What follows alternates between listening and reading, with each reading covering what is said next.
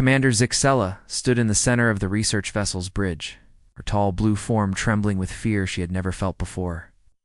The crystalline walls of the ship Harmony's Echo sparkled with warning lights that painted everything in sharp red colors. Round her, 11 other crew members from different worlds moved with panic in their steps. "The engines are dead," reported Kellinor, the ship's chief engineer. His crystal body flickered with worried energy patterns. "The gravitational pull is too strong. We cannot escape." Zixella looked at the main screen.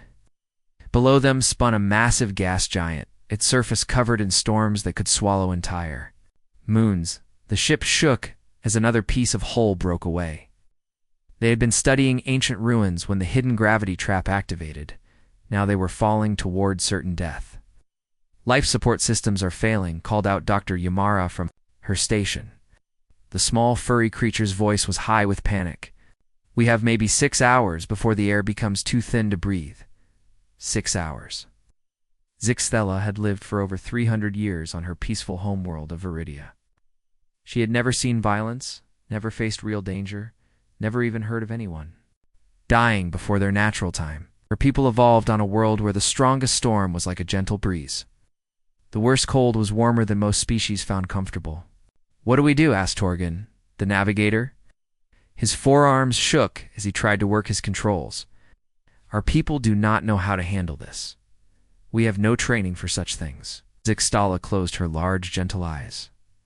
None of them did. Galactic Federation was made up of species from kind worlds. Planets where food grew easily, where weather was always mild, where dangerous animals did not exist. Their ships were built for exploration and research, not for fighting or surviving disasters. "We could try to send a message," suggested Loranel, the communications officer. Her voice was barely a whisper. "Maybe someone will hear us. Who would come?" Kellinor's crystal form dimmed with sadness. "Any ship that tries to reach us will face the same trap. They will fall, just like us. No captain would risk their crew for strangers." Zixtala thought about this. He was right. In all the history of the Federation, no one had ever attempted such a dangerous rescue. Their people simply did not think that way. When faced with certain death, they accepted it peacefully. It was their nature, but they had to try something. "Send the distress call," she ordered. "Use all frequencies. Tell them exactly what is happening to us." Loreno's fingers moved over her controls. "What should I say?" "Tell them we are dying," Zixtala said quietly.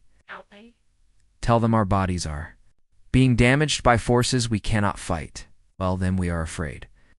The message went out into space, carrying words that most Federation species would not understand. How could beings who had never known true fear relate to their terror? How could creatures who had never seen death believe their desperate situation? Far across the galaxy, on a small blue world orbiting a yellow star, the signal reached a listening post built into an asteroid. The humans who worked there had been monitoring space for only 50 years, ever since they developed their first crude faster-than-light communications. Captain Jake Morrison was drinking his morning coffee when Lieutenant Amy Rodriguez burst into his office. She was young, maybe 25, with dark hair pulled back in a simple ponytail. Her face was pale with excitement. "Captain, you need to hear this," she said, holding out a datapad. "We picked up something strange about 2 hours ago." Jake took the pad and looked at the readings. He was older, maybe 50, with gray hair and lines around his eyes from years of military service before joining the Deep Space Monitoring Program. "What am I looking at?" "It's a distress call, sir, but not from any human ship." Amy sat down across from his desk. "The signal is coming from about 40 light-years away, near the Kepler 442 system." Jake raised an eyebrow. "Aliens has to be, sir. The message is translated by our computers, but the original language is nothing we've ever heard." "And Captain ... double quotes." Amy leaned forward. "They're in serious trouble." Jake activated the message. A soft musical voice filled the room, speaking in perfect English thanks to the translation systems. "This is Commander Zixthala of the Federation Research. Vessel Harmony's Echo. We are trapped in a gravity well near coordinates The voice continued with technical details, but then became more personal. Our ship is breaking apart. Our people are being hurt in ways we do not understand. We are scared. We do not know how to fight this. If anyone receives this message, please know that we tried to be brave. The message ended. Jake and Amy sat in silence for a moment. 40 light years, Jake said finally. That's a long way. Yes, sir. And look at this. Amy showed him more data. The gravity readings from that area are off the charts. Whatever has them trapped would crush most ships just trying to get close. Jake studied the information. The rescue would be nearly impossible. The aliens were caught in some kind of gravity trap that was probably designed to destroy anything that came near it. Any ship trying to help would likely be destroyed as well. They sound so... Amy paused, looking for the right word. Helpless, like they've never been in danger before. Jake nodded. He had spent 20 years in the Earth's defense force before taking this job. He'd been in combat, had seen friends die, had made impossible decisions under pressure. These aliens sounded like children who had never seen anything worse than a scraped knee. Sir, Amy said quietly, are we going to help them? Jake looked at the star charts again. 40 light years through dangerous space to attempt a rescue. That would probably fail. Most rational beings would call it suicide. The smart thing to do was file a report and forget about it. But Jake Morrison was human. His species had crawled out of caves, survived ice ages, crossed oceans in wooden boats, and reached for the stars despite every reason to stay safely on the ground. Humans did not abandon other people who needed help, even if those people were aliens they had never met. Get me Captain Ben Carter, Jake said, reaching for his communications device. Tell him to prep the New Horizon for immediate departure. Amy's eyes went wide. Sir, the New Horizon is our only long-range rescue ship. If we lose it, we won't lose it, Jake said with more confidence than he felt. And even if we do, we can't just listen to people die when we might be able to help.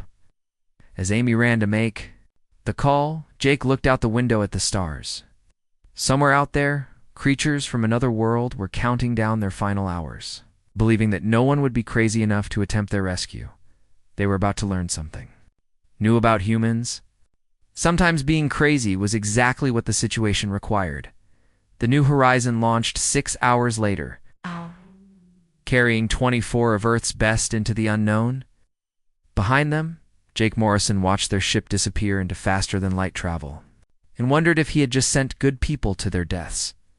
But deep down, he knew he had made the right choice. It was what humans did. They answered the call, no matter how dangerous, no matter how impossible the odds, the aliens had asked. For help, they were about to get it, whether they were ready for it or not. Captain Ben Carter stood on the bridge of the New Horizon, watching the swirling chaos of the gravity trap grow larger on the main screen. His ship had been traveling for 18 hours through space that would have torn apart most vessels. Journey alone would have killed the gentle aliens they were trying to save. Captain, I'm reading massive gravitational stress ahead, called out Chief Engineer Danny Walsh from his station. He was a stocky man with calloused hands and grease, stains on his uniform. The space-time distortion is off our charts. Ben nodded. He was 42 years old, with dark skin and steady eyes that had seen combat in 3 different star systems. How close can we get? It'll be 2,000 kilometers before the gravity starts crushing our hull, Danny replied, running calculations. On his screen, sir, that alien ship is right in the center of it. They're sitting in forces that should have flattened them hours ago. Dr. Lisa Morgan looked up from her science station. She was 35, with red hair tied back and intelligent green eyes behind wireframe glasses. Her ship design is different from ours. Maybe it's more flexible, designed to bend instead of break. Either way, they won't last much longer, said Security Chief Tony Barnes. He was a big man, over 6 feet tall, with scars on his arms from old battles. The distress signals are getting weaker. Ben studied the tactical display. The alien ship looked like it was made of crystal and metal woven together in patterns that hurt to look at. Pieces of it were breaking away and falling toward the gas giant below. Even from this distance, he could see it was dying. Options, Ben said simply.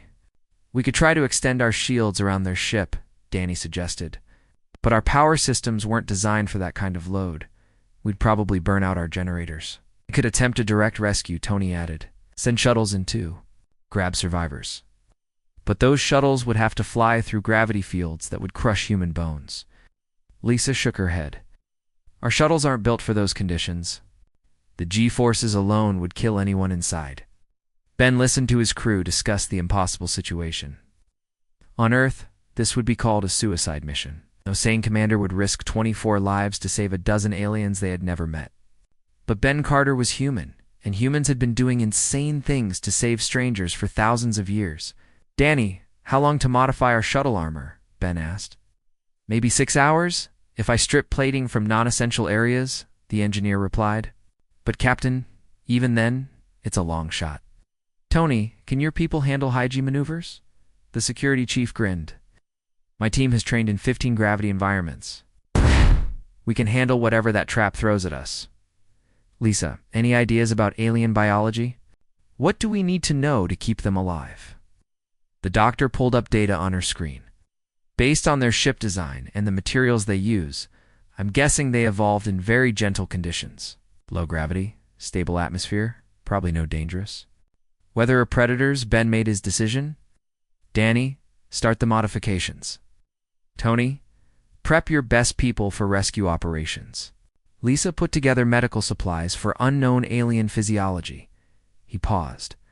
And everyone remember, this is first contact.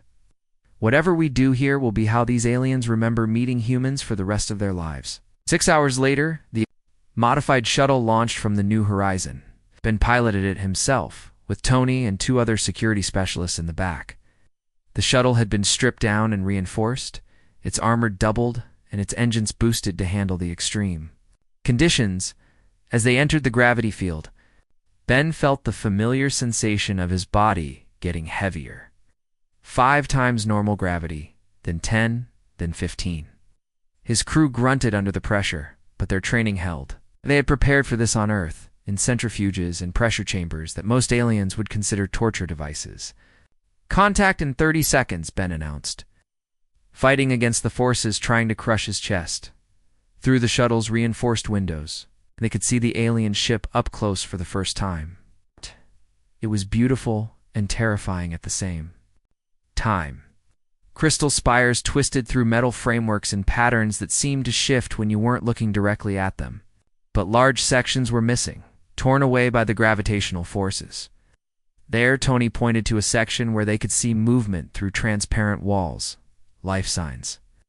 Ben brought the shuttle alongside the alien vessel, through the crystal walls. They could see the aliens themselves for the first time.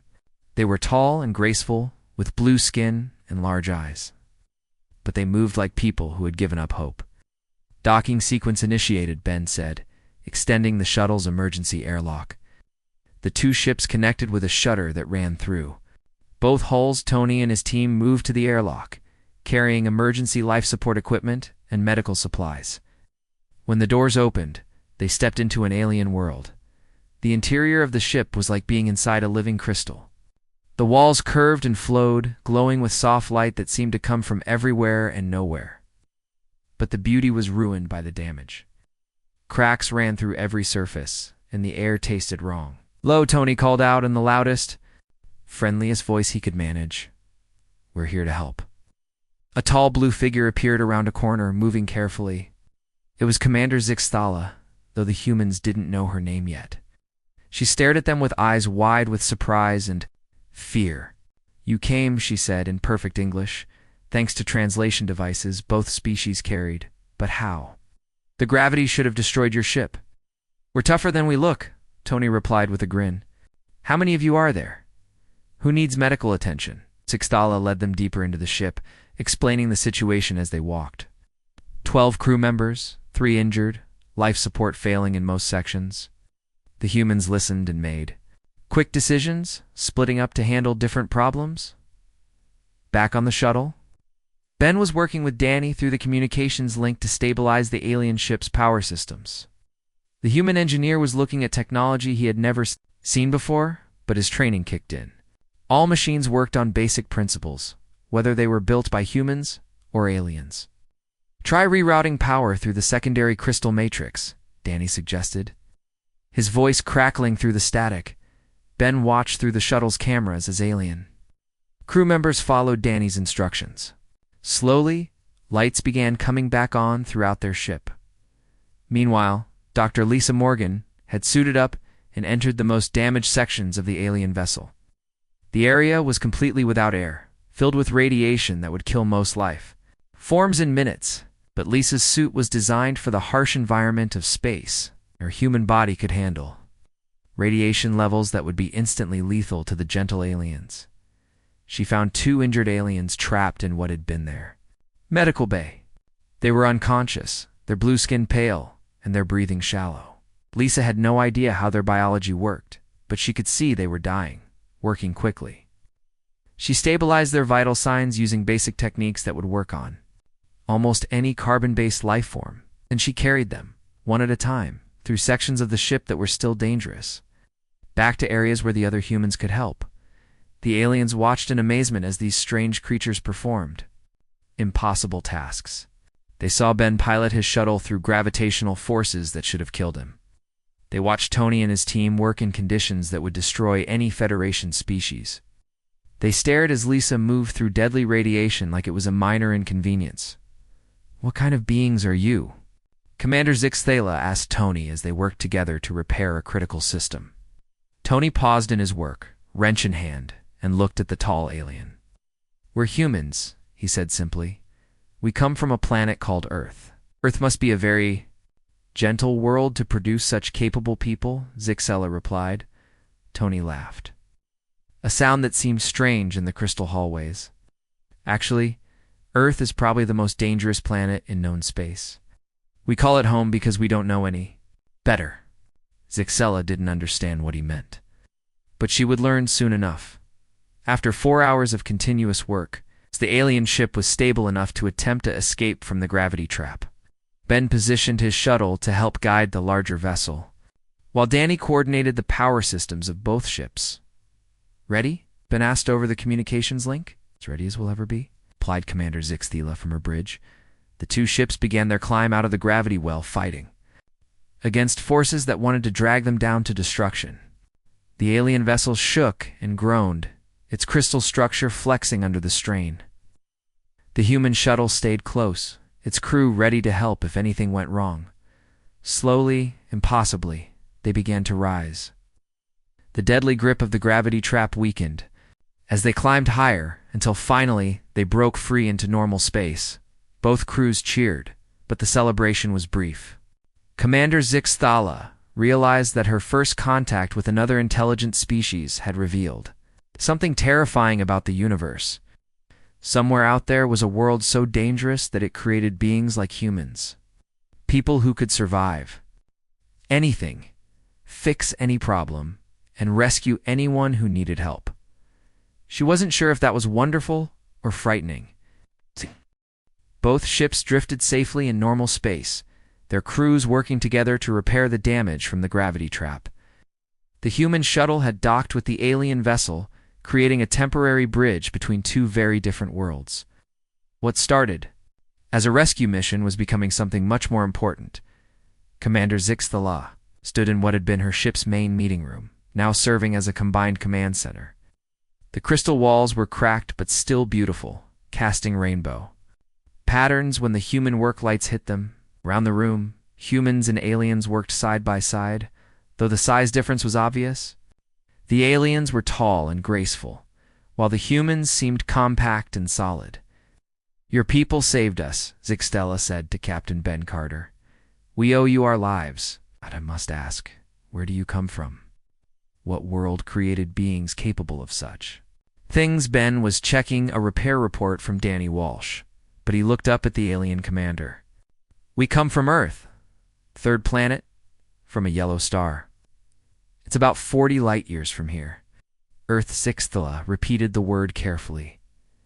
"Is it a paradise world? Your people must live in great comfort to have such advanced technology and brave hearts." Before Ben could answer, Dr. Lisa Morgan laughed from across the room. She was treating one of the injured aliens, her human medical equipment somehow working on alien biology. Paradise? Earth? She shook her head. Commander, Earth is probably the most dangerous place any of us could imagine living. Zixthala looked confused.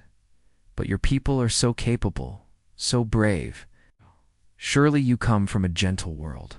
Actually, it's the opposite, Lisa said, finishing her work on the alien patient. We're capable because our world tried to kill us every single day for millions of years. The alien commander stared at her. I do not understand. Lisa sat down across from Zixthala, her medical bag open beside her.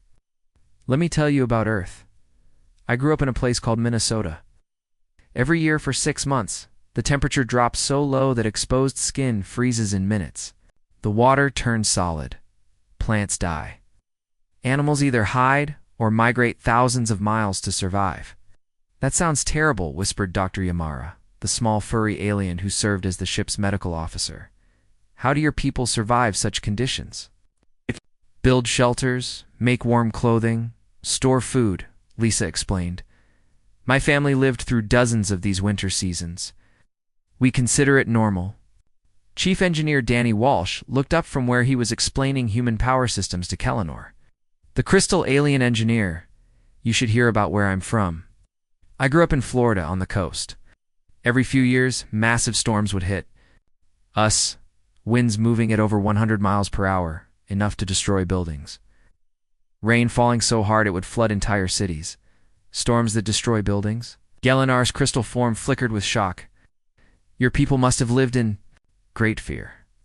Not really, Danny shrugged. We just built stronger buildings and learned to predict when the storms were coming. My dad used to take me outside to watch the hurricanes from our shelter. He said it was important to respect the power of nature. Security Chief Tony Barnes joined the conversation from where he had been checking the ship's security systems. That's nothing compared to where my grandmother lived. She was from a place called California. The ground would shake without warning, sometimes strong enough to crack open the earth and swallow entire neighborhoods. The aliens looked at each other with growing horror. Commander Zixthala spoke carefully. Your world attacks you with cold, storms, and moving ground. How do your people continue to exist? We adapt, Tony said simply. Humans are good at adapting. We learn to build earthquake-resistant buildings, track storm patterns, and survive in any climate from frozen wastelands to burning deserts. Deserts? Asked Torgan, the four-armed navigator. What are deserts? Dr. Lisa Morgan pulled out a small device that projected images. These are deserts. Areas of our world where almost no water exists. Temperatures during the day can reach levels that would cook most life forms. At night, they drop to below freezing. The holographic images showed vast areas of sand and rock, with a blazing sun overhead. To the aliens, it looked like a vision of hell. People live there? Zixthala asked. Millions of people, Lisa nodded. Some of our greatest cities are built in deserts. Humans learn to find water, build air-conditioned shelters, and travel during the cooler parts of the day. Kellinor's crystal form dimmed with confusion. But why do they choose to live in such places? Sometimes they don't choose, Danny explained. Sometimes that's just where they're born, so they make it work. Other times they move there for jobs, or because they like the challenge. You seek out dangerous places for pleasure? Dr. Yamara's voice was barely a whisper. Some humans do, Tony grinned. We call them extreme sports. People climb mountains so high that the air becomes too thin to breathe properly. They dive to the bottom of oceans where the pressure would crush most ships. They jump out of aircraft for fun. This cannot be true, Zixthala said, though her voice suggested she was beginning to believe it. Captain Ben Carter had been listening quietly. But now he spoke up. It's all true. But that's not even the most dangerous thing about Earth. There is worse. Torgan's forearms trembled. The most dangerous things on Earth are the other life forms, Ben said calmly. Our world is covered with creatures that can kill humans easily. In the oceans, there are animals larger than your ship, with teeth designed for tearing apart prey. On land, there are predators that can run faster than our vehicles, with claws that can cut through metal, Lisa added. When I was 7 years old, I learned to swim in a lake that contained creatures called crocodiles. They're basically living weapons with jaws powerful enough to snap a human in half. We considered this normal childhood education. Your parents allowed this? Dr. Yamara looked like she might faint. They insisted on it. Lisa laughed. They said I needed to know how to survive in water, even dangerous water. Most human children learn to swim before they can walk properly. Danny pulled up technical specifications on his tablet. The interesting thing is, we learned to use all these dangers to make us stronger. Our immune systems fight off diseases that would kill most species. Our bones are dense and strong from living in high gravity. Our reflexes are faster because we evolved to avoid predators. High gravity? Kellinor asked. Earth's gravity is probably twice what you're used to, Tony explained. That's why we seem so strong to you. We're carrying around twice our body weight every moment of every day. The aliens sat in stunned silence. Commander Zixtala finally spoke. Your world. Sounds like it was designed to create warriors. In a way it was, Ben agreed. But here's the thing that might surprise you. Despite all these dangers, despite living on a world that constantly tries to kill us, humans are generally peaceful. We help each other. We take care of our weak and injured. We risk our lives to save strangers. Like you did for us, Zixtala said quietly. Exactly like we did for you. Earth taught us to be tough, but it also taught us to work together. No human survives alone on our world. We learned that helping others helps ourselves. Dr. Lisa Morgan closed her medical bag and looked around the room. The funny thing is, most humans don't think of Earth as particularly dangerous. It's just home. We complain about bad weather and dangerous animals, but we love our planet. Think it's beautiful? Beautiful? Dr. Yamara could barely say the word. The storms Danny mentioned. They're actually amazing to watch if you're in a safe place. The mountains Tony talked about, they have views that make you feel like you can see forever. The deserts I showed you, at night, they're covered with more stars than you can count. Tony nodded. Humans have a saying, home is where the heart is. Earth might try to kill us every day, but it's still our home. It made us who we are. Commander Zixtala looked at each of the humans in turn. These beings had just performed impossible. Rescues worked in conditions that should have killed them and fixed problems using technology they had never seen before. Now she understood why. The Federation has explored thousands of worlds, she said slowly. We have found many species, but all from planets much like ours. Gentle worlds with kind weather and peaceful creatures. We thought this was normal. Maybe. It is normal, Ben replied. Maybe Earth is the strange one. No, Zixtala stood up, her tall form casting long shadows in the crystal room. I think we are the strange ones. We are the weak ones. Your people are what happens when life refuses to give up, no matter how hard the world tries to stop it. She paused, looking out through the repaired windows at the stars beyond. I wonder what other surprises your species might have for the galaxy! The humans looked at each other. They had just saved an alien species and learned they were not alone in the universe. But they were beginning to realize that their rescue mission might have revealed more about humans than anyone was ready to handle.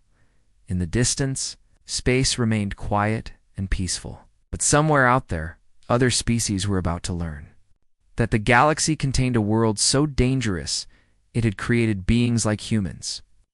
The question was whether the universe was ready for that knowledge. The peaceful moment between humans and aliens was broken by a sharp alarm from the New Horizons bridge. Lieutenant Amy Rodriguez's voice crackled through the communications system, tight with worry. Captain Carter, we have a problem. Are picking up multiple contacts approaching our position. They're big, and they're not broadcasting any identification signals. Ben Carter was instantly alert. Years of military training kicked in as he moved toward the communications panel.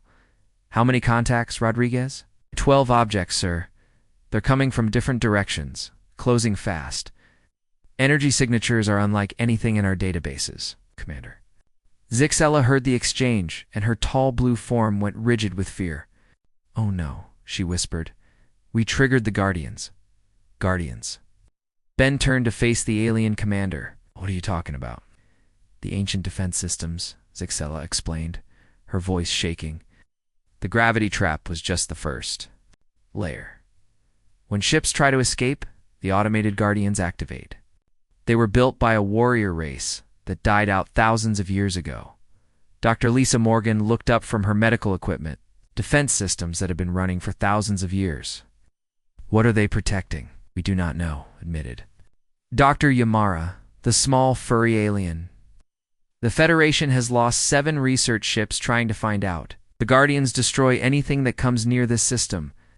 Tony Barnes was already moving toward the airlock. I need to get back to the new horizon. Ben, we should undock and prepare for combat. Wait, Commander Zixelok called out. You do not understand. These Guardians are not like normal ships. They use weapons that can crack planets. Our armor is stronger than anything the Federation has ever built. Running is the only option. Where? Ben asked calmly. You said 12 contacts from different directions. Sounds like we're surrounded. Through the crystal windows of the alien ship, they could see the first Guardian emerging from behind a nearby asteroid. It was massive, maybe 3 times the size of the New Horizon, built from black metal that seemed to absorb light. Strange. Energy patterns moved across its surface like lightning frozen in metal. By the spirits, whispered Kellinor, the crystal engineer. It is even larger than the stories described. The Guardian's weapons activated. Beams of energy lashed out, striking the space where the 2 ships had been moments before. The power was incredible. Where the beams hit empty space, reality itself seemed to twist and burn. All hands, battle stations. Ben's voice carried the calm authority of someone who had faced impossible odds before. Danny, get our weapons online. Tony, coordinate with your team. Came Rodriguez's voice from the New Horizon. These energy readings are off the scale. One direct hit from those weapons would vaporize our ship. Commander Zixela stared at the human captain. You cannot fight them. No one fights the Guardians and survives. We must try to escape. Escape to where? Ben replied, watching as more Guardians appeared around them. You're right. We can't outrun 12 ships that size, so we fight. Fight. Torgan, the 4-armed navigator, sounded like Ben had suggested flying into a star. But they are invincible. They have destroyed every ship that has ever challenged them. Tony Barnes grinned as he checked his weapons. They never fought humans before. The battle began without warning. The Guardians opened fire simultaneously, filling space with energy beams that could destroy moons. But Ben Carter was already moving, his human reflexes and tactical thinking allowing him to predict the attack patterns. The New Horizon twisted through space in ways that defied physics, using every trick of human engineering and piloting, where alien ships would have tried to flee in straight lines. Ben used the gravity fields and asteroid debris as cover, turning the environment into a weapon. Danny, can you give me more power to the engines? Ben called out. Already pushing them past their design limits, Captain, came the reply. It oughta, but I can hold it for maybe 10 minutes before we start burning out systems. 10 minutes was longer than most alien crews could survive in combat. For humans, it was enough time to change the odds. The New Horizon fired back, its weapons designed for different purposes than the ancient Guardians expected. Human technology was crude compared to the advanced alien systems, but it was also unpredictable. The Guardians' automated responses had been programmed to fight ships that followed logical, peaceful patterns. Direct hit on Guardian 3, reported Rodriguez. We damaged their forward weapons array. The aliens watched in amazement as the human ship did what Federation vessels never could. It hurt one of the Guardians. Impossible, breathed Dr. Yamara. Nothing can damage their armor. I'm not trying to destroy them, Ben explained as he spun the ship around an asteroid, avoiding another energy blast. We're trying to confuse them. These are automated systems, right? They follow programming? Humans are very good at being unpredictable. Tony Barnes had an idea. Ben, what if we use the gravity trap? Still active down there? You want to go back into that death trap? But Ben was already calculating angles and trajectories. Nice. Crazy enough to work. The New Horizon dove toward the gas giant, with 6 Guardians following. The ancient ships were faster and more powerful, but they were also following predictable attack patterns.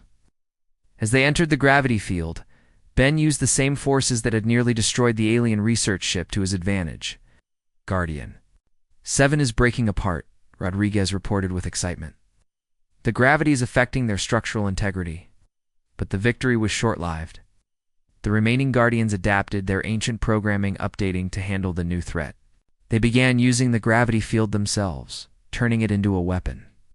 "We need a new plan," Ben said, as energy beams barely missed his ship. "Danny, how are those engine modifications coming?" "Almost finished, sir. But you're not going to like this. Try me." "No. I can overload our fusion reactors to create an electromagnetic pulse. It might disable the Guardian systems, but it will also destroy our own ship." Ben considered this for exactly 3 seconds. "Do it. But give me a way to get everyone off first." Captain Commander Zixtella's voice came through the communications. "Link from her ship. You cannot sacrifice yourselves for us. We are not worth such a cost." "That's not your decision to make," Ben replied firmly. "Besides, we're not planning to die today." Dr. Lisa Morgan had been working frantically in the background. "Ben, I think I found something. These Guardians are using biological components. In their systems, I can detect organic neural networks." "What does that mean?" "It means they're partially alive. And if they're alive, they can get sick." Lisa had been studying the energy signatures of the Guardians, comparing them to the biological data she had collected from the alien crew. Her human medical training, designed to work with Earth's countless dangerous diseases and toxins, given her insights that no Federation doctor would have had. "I can create a virus," she said. "Not a biological virus, but an information virus. Something that will attack their neural networks." "How long do you need?" 5 minutes. Ben looked at the tactical display. The Guardians were closing in, their weapons charging for what would probably be a final attack. 5 minutes might as well be 5 hours. "Danny, forget the overload. Lisa needs 5 minutes. Make it happen." What followed was the most desperate 5 minutes in human space exploration history. The New Horizon danced through enemy fire like a leaf in a hurricane. Ben's piloting skills pushed beyond anything he had ever attempted. The ship took hit after hit, its armor melting and systems failing, but it stayed in one piece. Tony Barnes and his security team worked frantically to repair damage as it happened. Their human strength and endurance allowing them to work in conditions that would kill most species. They crawled through burning corridors and worked with tools that glowed red hot, but they kept the ship running. "Got it," Lisa announced. "Transmitting the virus now." The effect was immediate. The Guardians stopped firing, their movements becoming erratic. The organic components of their systems were fighting the infection, causing massive system failures throughout their ancient fleet. One by one, the Guardians went dark, their weapons powering down and their engines failing. In less than 2 minutes, the greatest threat in known space had been neutralized by a human doctor using medical knowledge designed to fight Earth's diseases. "Status report," Ben called out as the immediate danger passed. "Our Guardians are disabled," Rodriguez reported. "They're drifting powerless." Commander Zixtela's voice was filled with wonder. "You did it. You actually defeated them. No one has ever done such a thing." "We got lucky," Ben replied, but his crew knew better. They had one, because they were human. They had adapted, improvised, and refused to give up when any rational species would have accepted death. As the 2 ships prepared to leave the system, aliens realized something that would change the galaxy forever. Humans did not just survive impossible situations. They won them. And somewhere in the depths of space, other ancient systems were awakening, drawn by the energy signatures of the battle. The Guardians had been just the beginning. 3 weeks later, Commander Zixtela stood in the Federation Council. Chambers on the capital world of Serenity Prime, the vast hall was built from living crystal that hummed with peaceful energy, designed to calm even the most troubled minds. Representatives from 47 different species sat in comfortable seats arranged in perfect harmony. Today, that harmony was about to be shattered. Honored Council, Zixella began, her voice steady, despite the magnitude of what she was about to reveal. I bring news that will change our understanding of the galaxy forever. We have made contact with a new species. They call themselves humans. A gentle murmur ran through the assembly. First contact was always exciting news for the Federation. They had been welcoming peaceful species for over 1,000 years. Council leader Morthok, an ancient being whose tree-like form had been growing for centuries, spoke with a voice like rustling leaves. This is wonderful news, Commander. Manner of gentle beings are these humans. A paradise world has produced them. Zixtala took a deep breath. Honored leader, they do not come from a paradise. They come from what they call Earth, and it is the most dangerous world any of us could imagine. The murmur grew louder. Several council members looked confused. Dangerous? Asked Councillor Veltara, her butterfly-like wings fluttering with concern. How can an intelligent species evolve on a dangerous world? Life requires peace and stability to develop intelligence. That is what we believed, Zixtala replied. But we were wrong. Earth is a world of extreme weather, deadly creatures, and constant natural disasters. Oh, the humans evolved not despite these dangers, but because of them. She activated a holographic display that showed images Dr. Lisa Morgan had shared with her. The council gasped as they saw Earth's hurricanes, earthquakes, predators, and frozen wastelands. This cannot be real, whispered Councillor Nimder, his slug-like form recoiling from the images. No world could be so hostile to life. It is real. Zixtala said firmly. The beings who live there are unlike anything we have encountered. They saved my crew from certain death, fought ancient guardians that have destroyed every Federation ship for 1,000 years, and did it all as if it were routine. Council leader Morthok's branches swayed with worry. You speak of fighting. Commander, surely these humans must be violent, aggressive beings. No, honored leader. That is what makes them so remarkable. Despite living on a world that tries to kill them every day, they are fundamentally peaceful. They risked their lives to save strangers they had never met. They asked for nothing in return. Zixella paused, letting this sink in before continuing. But their capabilities are beyond our understanding. They work in conditions that would kill any of us instantly. They solve problems we consider impossible. They refuse to accept defeat even when facing certain death. The hall fell silent. Finally, Councillor Veltara spoke. What do you recommend, Commander?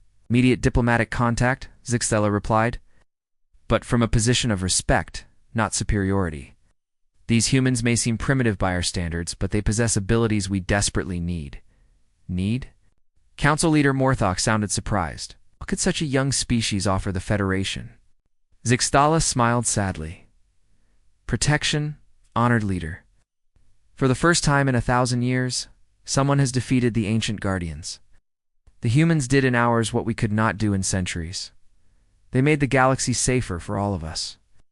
The debate that followed lasted for days. Some council members wanted to quarantine the Sol system, fearing that contact with such a dangerous species might corrupt their peaceful civilization. Others saw opportunities for trade and cultural exchange, few particularly the remaining. Warrior species in the Federation wanted to invite humans to join immediately. On Earth, similar discussions were taking place. Captain Jake Morrison had been promoted to Admiral and put in charge of humanity's first diplomatic mission to the stars. He sat in a conference room in Geneva, surrounded by the leaders of Earth's nations. The aliens want to meet with us formally, Jake explained to the assembly. Their Federation Council has voted to extend an invitation for diplomatic contact. What kind of aliens are we dealing with? Asked the Secretary General of the United Nations, a woman named Patricia Holmes. Are they peaceful? Hostile? Peaceful to a degree we can barely understand, Jake replied. According to Captain Carter's reports, they've never experienced war, natural disasters, or even dangerous animals. They're like children who grew up in a perfect nursery. And they want to be our friends? Asked General Robert Kim, head of Earth Defense. They want something from us, Jake corrected. They've realized that their peaceful nature has limits. When real danger appears, they can't handle it, but humans can.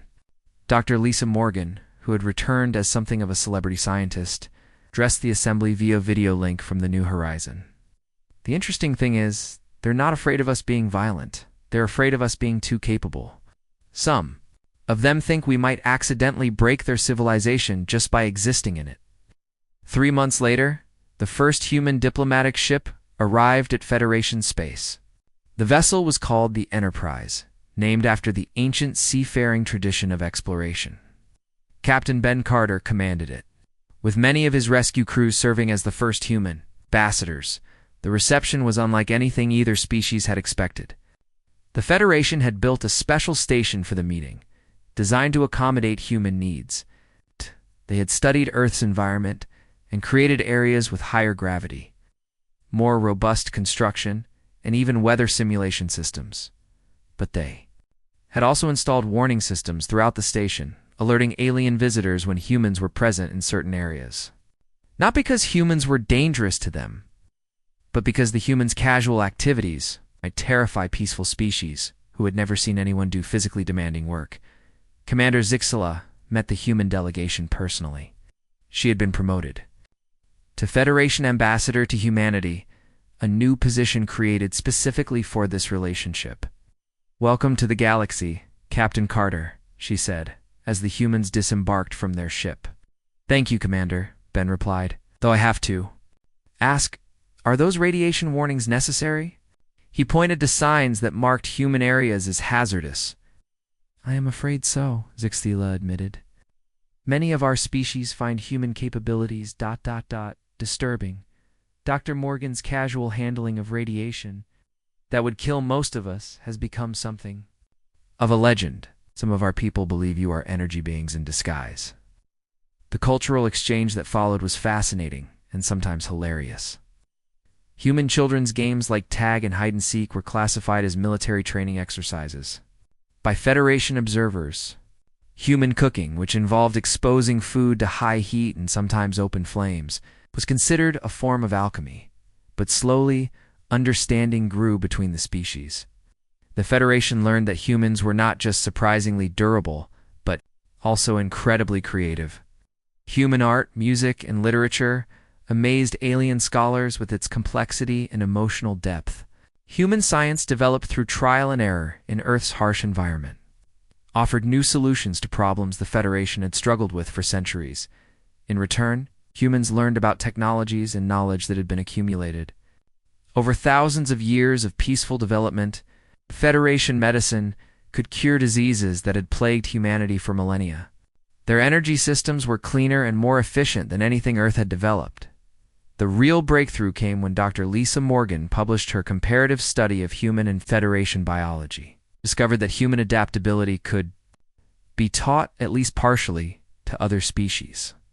Medical techniques developed to help humans survive. Earth's dangers could be modified to help aliens survive in previously impossible environments. Tony Barnes found himself training Federation security forces, teaching them tactics and strategies that had been developed through millions of years of human conflict. His students were terrified, but fascinated by concepts like thinking outside the box and using the environment as a weapon. Danny Walsh worked with Federation engineers, showing them how to build systems that could function under stress. Idea of designing for failure, creating backup systems for backup systems, was revolutionary to beings who had never experienced significant technological challenges. Admiral Jake Morrison established the Sol Sector Embassy on Serenity Prime, a building designed to look both human and alien. It became a symbol of cooperation between species that evolved under completely different circumstances. But perhaps the most important change was in how both species saw the galaxy. The Federation realized that their peaceful expansion had been limited not by technology or resources, but by their inability to handle truly challenging environments. With human partnership, it could explore dangerous regions of space that had been off-limits for thousands of years. Humans discovered they were not alone in the universe, but they were certainly unique. Earth had created the only known species capable of thriving in hostile conditions. While maintaining compassion and cooperation, the galaxy was vast, full of wonders and dangers that neither species could face alone. Together, the gentle wisdom of the Federation and the determined resilience of humanity could explore any mystery and overcome any obstacle.